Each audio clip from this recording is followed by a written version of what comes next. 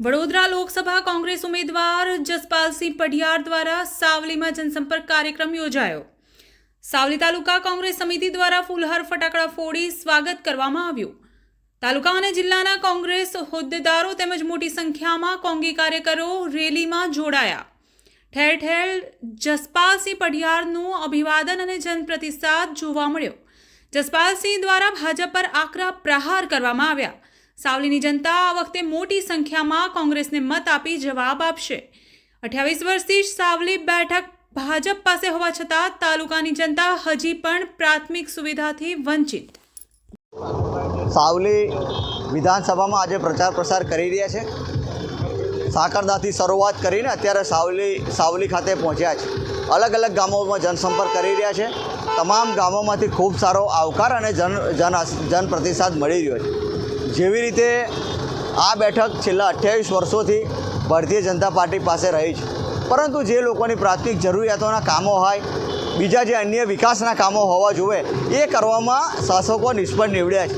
એટલે આ વખતે વડોદરા લોકસભાની બેઠકના તમામ જનતા કોંગ્રેસ પાર્ટીને જન આશીર્વાદ આપવા જઈ રહી છે ને આ વડોદરા લોકસભાની બેઠક કોંગ્રેસ જીતવાની છે। તો જે રીતની વાત કરવામાં આવે છે, દોગલાપણાની જે વાત કરવામાં આવે છે, એક રીતે એ લોકો જે રીતના પ્રચાર પ્રસાર કરી રહ્યા છે, કોઈ પણ સમાજ હોય કે કોઈ પણ સંગઠન હોય, પોતાના ધર્મમાં આસ્થા રાખનારા લોકો હોય, એ જ્યારે પોતાના સમાજની અથવા તો પોતાના ધર્મની યાત્રા લઈને નીકળ્યા હોય ત્યારે પોલીસે જે રીતનો વ્યવહાર કરે છે એને તદ્દન હું વખોડું છું। એવું ક્યારેય થવું ના જોઈએ। પોલીસે જે રીતનું આ વર્તન કર્યું છે એને હું સખત શબ્દોમાં વખોડું છું। એમનામાં બીજું કરવાની કોઈ તાકાત નથી આ લોકોનામાં। જેવી રીતે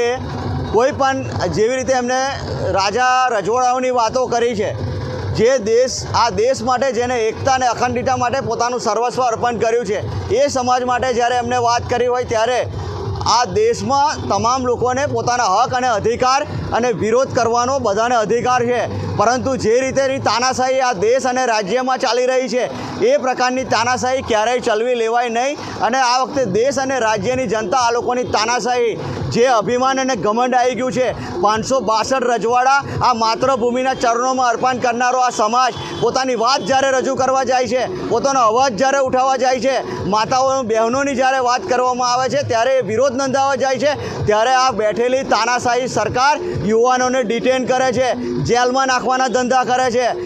પોતાનો હક ઉઠાવવાનો ભારતના બંધારણમાં લખેલું છે, એટલે તમામ લોકો પોતાનો હક ઉઠાવી શકે છે।